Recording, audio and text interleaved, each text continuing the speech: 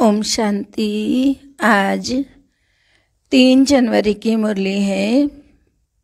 मीठे प्यारे प्राणेश्वर प्रिय पिता कहते हैं, मीठे बच्चे, ब्रह्मा सो विष्णु, विष्णु सो ब्रह्मा कैसे बनते हैं?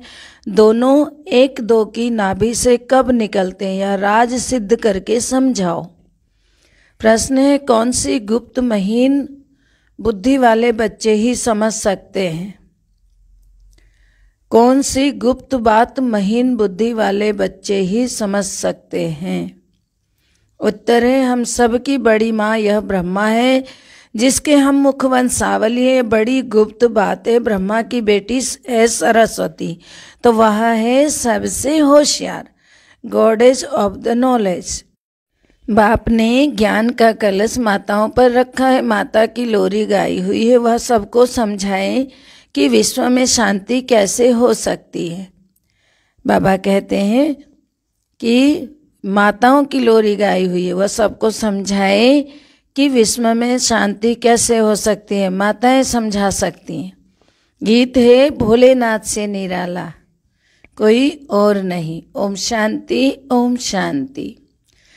बिगड़ी को बनाने वाला जरूर भगवान को ही कहेंगे ना कि शंकर को कहेंगे। भोलेनाथ भी शिव को ही कहेंगे, शंकर को नहीं कहेंगे। खिवैया भी शिव को ही कहेंगे, ना कि शंकर को कहेंगे, ना विष्णु को कहेंगे।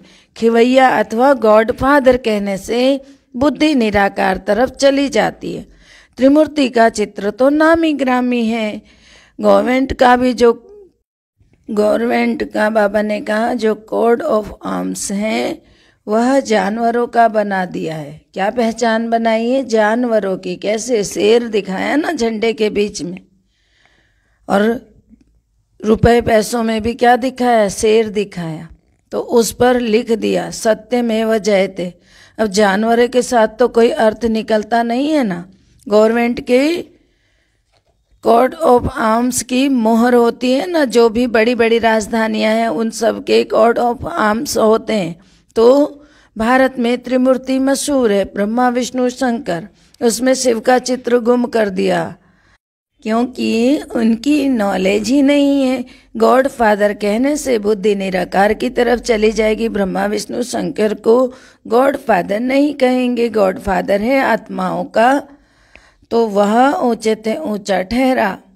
गॉड फादर किसका है? आत्माओं का। तो वह कौन है?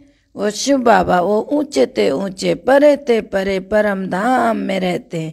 दिखाती भी है ना ऊंचे ते ऊंचा भगवान। ऐसे नहीं ऊंचे ते ऊंचा ब्रह्मा कहेंगे व विष्णु व शंकर को कहेंगे, नहीं। ऊंचे ते ऊंचा एक भगवान है, यह सभी जानते। सिख लोग भी उनकी महिमा गाते। गुरु नानक को भी यह ज्ञान था कि मनुष्य को देवता बनाने वाला परमपिता परमात्मा के सिवाय और कोई हो नहीं सकता है। सतयुग में तो देवताएं रहते हैं जरूर, परंतु देवताओं को रचने वाला परमपिता परमात्मा ही है। वह देवताओं को कैसे रचते, यह नहीं जानते कि महिमा गाते हैं मूत पलिती कपड़ धोए। तो जो मनुष्य मूत पलिती थे उनको देवता बनाया, परंतु बनाया कब यह नहीं लिखा है। तुम जानते हो बरोबर इस समय परमात्मा मनुष्य को देवता बना रहे, तो जरूर दुर्गति से सदगति की होगी ना। भ्रष्टाचारी को शिष्टाचारी बनाया होगा। तुम समझा सकते हो, इस भारत में ही शिष्टाचारी देवता थे। गुरु नानक जब आए तब तो भ्रष्टाचारी दुनिया थी ना, तो तब तो गाते थे कि लक्ष्मी नारायण आदि के चित्र तो रहते हैं ना उस वक्त, जिनके साथ ही इनकी कंपटीशन होती है। गुरु गोविंद सिंह का जन्म बड़े धूमधाम से मनाते। सिख धर्म का रचयिता है, खुद कहते हैं भगवान निराकार निरंकारी हैं। आकर मनुष्य को पतित से पावन देवता बनाते हैं। श्री कृष्ण मनुष्य को देवता नहीं बना सकते। गीता में भी है कि मैं तुमको सहज राजयोग सिखलाकर शिष्टाचारी महाराजा महारानी बनाता हूँ। पतित पावन गॉड फादर को ही कहेंगे। अभी कौन कहता है? ये गीता में भी लिखा हुआ है कि मैं तुमको सहज राजयोग सिखलाकर शिष्टाचारी महाराजा महारानी बनाता हूँ। तो ये शिव बाबा के महावाक्य हैं। तो पतित पावन गॉड फादर को ही कहते हैं फिर बाबा ने। तो जरूर आएंगे भ्रष्टाचारी दुनिया में। उनको कहते हैं आकर पावन बनाओ शिष्टाचारी बनाने वाला तो फिर कौन है? एक ही निराकार बाप है, ऊंचे ते ऊंचा भगवान है, फिर है ब्रह्मा विष्णु शंकर। यह हुई रचना, यह कोई शिष्टाचारी नहीं बनाते। शिष्टाचारी कौन बनाता है? शिव बाबा स्वयं आकर बनाते हैं। यह रचनाएं नहीं बनाती है, जिसका चित्र तो है नहीं। परमात्मा परमपिता परमात्मा की रचनाएं ये सब, लेकिन परमात्मा का ही चित्र नहीं है। तो बाबा कहते हैं, अब आप समझा रहे हैं कि विष्णु की नाभि से ब्रह्मा निकला, फिर ब्रह्मा की नाभि से विष्णु निकला। यह कैसे निकलेंगे? क्योंकि ब्रह्मा सो विष्णु, विष्णु सो ब्रह्मा बनते हैं। कहने का मतलब यह है वही ब्रह्मा विष्णु बनते हैं, वही विष्णु ब्रह्मा बनते हैं। तो ब्रह्मा द्वारा स्थापना, फिर वही ब्रह्मा सरस्वती, दूसरे जन्म में विष्णु के दो रूप लक्ष्मी नारायण तो बन करके फिर क्या करते हैं? वो पालना करते हैं। लक्ष्मी नारायण विष्णु के दो रूप, लक्ष्मी नारायण। वही लक्ष्मी नारायण कौन? ब्रह्मा और सरस्वती थे। हम सो देवता, हम सो क्षत्रिय, फिर हम सो वैश्य, हम सो शूद्र बने। यह बहुत समझने की बातें हैं। बाबा ने समझाया, जिस ब्रह्मा के तन में मैंने प्रवेश किया उनके पूरे 84 जन्म हुए, बाकी कोई रथ आदि की बात नहीं है, वह सब झूठ है। फिर संगम के समय का किसी को पता नहीं है, तो मनुष्य को घोर अंधकार में डाल दिया है। कलयुग की आयु देखो इतने लाखों वर्षों की है नहीं है ना, तो कितना उलझा दिया है। सतयुग की आयु इतनी है, ऐसी ऐसी बातें सुना करके घोर अंधकार में डाला। बाबा कहते मैं उन बच्चों के आगे सम्मुख होता हूँ जो मुझे पहचानते हैं, बाकी तो मुझे पहचानते ही नहीं। बहुत गहरी बात बाबा ने कही। मैं उन्हीं के आगे सामने आता हूँ जो मुझे पहचानते हैं, जो पहचानते नहीं उनके सामने क्यों जाऊँ? तो वह समझेंगे भी नहीं इस बात को, ये कौन है। कोई बड़ी सभा में जाओ तो वो समझेंगे थोड़े ही। तुम्हारे में भी देखो मुश्किल ही समझते हैं, घड़ी घड़ी भूल जाते हैं। यह तो बड़े ते बड़ी हाईएस्ट अथॉरिटी है। पोप का देखो कितना रिगार्ड रखते हैं। पोप कौन है? वह क्रिश्चियन घराने का है। यह अंतिम जन्म है, क्राइस्ट के समय से पुनर्जन्म लेते हैं। अब तमो प्रधान अवस्था में है, तब पुनर्जन्म, जब पुनर्जन्म लिया था, लेकिन वह अभी कहाँ है? वह भी अभी तमो प्रधान अवस्था में। सभी पतित थे, एक दो को दुख देते ही रहते हैं। बाबा कहते हैं यह भी बना बनाया खेल है। ऊंचे ते ऊंचा है निराकार भगवान, फिर ब्रह्मा विष्णु शंकर। ब्रह्मा द्वारा स्थापना, जिससे स्थापना होती है उनसे ही पालना होती है। तो इन ब्रह्मा सरस्वती को फिर लक्ष्मी नारायण बनना है। लक्ष्मी नारायण ही अभी आकर ब्रह्मा सरस्वती बने। प्रजापिता की यह है मुखवंशावली। कृष्ण को तो प्रजापिता नहीं कहेंगे, इनका नाम ही प्रजापिता ब्रह्मा है। ब्रह्मा द्वारा जरूर फिर ब्राह्मण चाहिए। बाबा कहते हैं ब्रह्मा को एडॉप्ट करता हूँ तो मुझे उनको ही ब्रह्मा बनाना है, जो पूरे 84 जन्म भोग कर अभी अंतिम जन्म में है। ब्रह्मा तो एक ही होगा ना। फिर बाबा ने कहा यह अपने जन्मों को भी नहीं जानते थे। ब्रह्मा बाबा ये नहीं जानते हैं। जैसे ब्रह्मा को बैठ समझाते हैं तो जरूर ब्राह्मण भी तो होंगे ना। फिर ब्राह्मण है ब्रह्मा के मुखवंशावली, तो यह सब एडॉप्टेड चिल्ड्रन कुमार कुमारियां हैं। तो बाबा ने कहा प्रजापिता के तो फिर जरूर मुखवंशावली होंगे। यह बहुत समझने की बातें हैं। बाबा खुद समझाते हैं मुझे बहुत जन्मों के अंत में आना पड़ता है। सतयुग में पहले पहले यह लक्ष्मी नारायण थे, जरूर इन्होंने ही 84 जन्म लिए होंगे, औरों ने तो जरूर कम लिए होंगे। ब्रह्मा सरस्वती फिर विष्णु युगल बनेगा। तो बाबा कहते हैं तो कितनी समझने की बात है। पहले पहले तो यह निश्चय चाहिए कि यह नॉलेज कृष्ण नहीं दे रहे। अच्छा फिर गाते हैं ना आप ही पूजा आप ही पुजारी। तो भक्ति मार्ग में पुजारी है, ज्ञान मार्ग में पूज्य। विष्णु के दो रूप बरोबर पूज्य थे, तो फिर यह ब्रह्मा ही पुजारी बन विष्णु की पूजा करते थे। कहते हैं ना कि हम सो पुजारी थे, किसके? विष्णु के थे। अब हम सो विष्णु पूज्य बन रहा हूँ। तत्वम खुद ही विष्णु थे और खुद ही विष्णु की पूजा कर रहे थे, क्योंकि अंतिम जन्म तक मालूम नहीं था कि हम कौन है क्या है। गुह्य ते गुह्य बात की जाती है, अर्थात बहुत गहरी गहरी बातें बाबा समझाते हैं, बारीक से बारीक गहरी बातें। तो ब्रह्मा कहाँ से आया, विष्णु कहाँ गया, यह तुम ही जानते हो। विष्णु के 2 रूप, लक्ष्मी नारायण को 84 जन्म पूरे कर अंत में पतित बनना है। डायनेस्टी कैसी है, पूरी डायनेस्टी ही पतित हो गई, तभी तो मैं आकर स्थापना करता हूँ ना, और सब धर्मों को खल्लास कर दूं, फिर से सहज राजयोग सिखला कर श्रेष्ठाचारी देवी देवता धर्म की स्थापना कर बाकी जो भ्रष्टाचारी धर्म है उन सब का विनाश कराता हूँ। राम राज्य में दूसरा कोई धर्म नहीं होता। तो अभी सब धर्म है, भारत का असली धर्म है ही नहीं, वह फिर से स्थापन हो रहा है। चित्र भी है, देखो त्रिमूर्ति के ऊपर शिव भी है, ब्रह्मा सरस्वती सो लक्ष्मी नारायण व राधे कृष्ण थे। तो राजधानी राधे की अपनी थी, तो कृष्ण की अपनी राजधानी थे। तो बाबा ने क्या बताया है, राधे की अपनी राजधानी थी और कृष्ण की अपनी राजधानी के थे कृष्ण। तो ज्ञान की सितार राधे के पास नहीं है।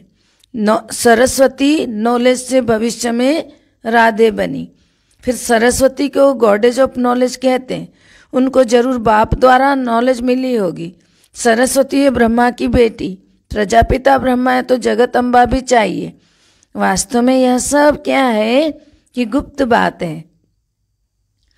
अभी अम्बा तो यह ब्रह्मा है ना, इन द्वारा ज्ञान देते हैं माताओं को, यह बड़ी बेटी जगत अम्बा गाई जाती है। नहीं तो फिर ब्रह्मा मुख द्वारा एडॉप्ट होते तो माता यह हो गई ना। फिर तो होशियार में होशियार ब्रह्मा की बेटी सरस्वती है, वह कहाँ से आई, ब्रह्मा को स्त्री तो है नहीं, वह है ही प्रजापिता, तो वह है मुखवंशावली। यह भी ड्रामा भी अनादि बना बनाया। तो गॉडेज ऑफ नॉलेज सरस्वती है। अब रिलीजियस कॉन्फ्रेंस होती है तो उसमें निराकार शिव बाबा तो जा नहीं सकते ना, ब्रह्मा को भी नहीं बिठा सकते।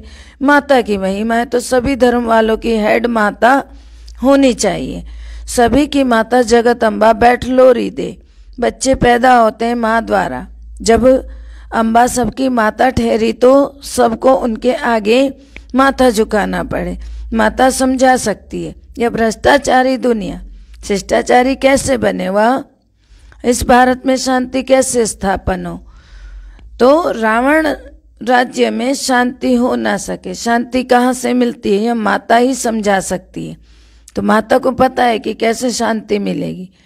तो शांति धाम है, निर्वाण धाम, तो यह तो दुख धाम है। सतयुग सुख धाम है, बरोबर सतयुग में एक राज्य था, सुख शांति पवित्रता सब कुछ था। अभी देखो नहीं है। क्यों नहीं है, क्योंकि ड्रामा अब पूरा होता है और झाड़ की आयु भी पूरी होती है। तो देवताओं के भी 84 जन्म पूरे हुए हैं, तो 84 लाख जन्म तो हो ही नहीं सकते। इस्लामी बौद्धी धर्म वालों को इतने वर्ष हुए तो फिर 84 लाख जन्म कैसे होंगे। बाल युवा वृद्ध होने के समय लगता है, 84 लाख जन्म हो तो फिर लंबा चौड़ा कल्प हो जाए। यह माता समझाएगी तुम्हारा परम पिता परमात्मा से क्या संबंध है। वह तो फादर रचयिता है ना, पहले ब्रह्मा विष्णु शंकर को रचते होंगे, फिर ब्रह्मा द्वारा मनुष्य सृष्टि रचते हैं। ऐसे नहीं कोई नई दुनिया रचते हैं। अगर ऐसा हो तो फिर मनुष्य ऐसे नहीं कहें कि पतित पावन आओ।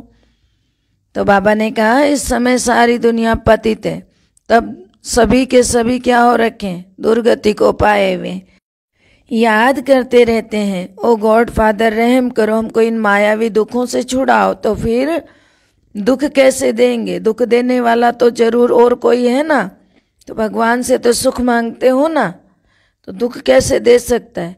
सतयुग में जब एक धर्म था और सब धर्म की आत्माएं निर्वाण धाम में थी, अभी तो सभी आत्माएं यहाँ हैं, तो फिर जरूर बाप को आकर एक धर्म की स्थापना करनी, ब्रह्मा के द्वारा स्थापना, फिर वही ब्रह्मा विष्णु बनते, फिर विष्णु की नाभि से ब्रह्मा निकलते हैं, उनसे फिर बैठ ज्ञान देता हूँ, जो फिर देवता बनते हैं, राजयोग सीखते हैं। बाकी दुनिया वालों ने जो अनेक चित्र बनाए हैं वह सब दंत कथाएं। मुख्य बात क्या है, गीता माता का भगवान कौन, समझाना है। परम पिता परमात्मा जन्म देते हैं विष्णु को, ब्रह्मा को भी जन्म देंगे ना, वह तो देवताएं हैं सतयुग के। ब्रह्मा कहाँ का, जरूर कलयुग का होगा, बहुत जन्मों के अंत का जन्म जरूर देवताओं का ही होगा ना। जो श्रेष्ठाचारी थे अभी भ्रष्टाचारी हैं। 2 युग में सूर्यवंशी चंद्रवंशियों का राज्य 4 भागे, लाखों वर्ष की बात नहीं।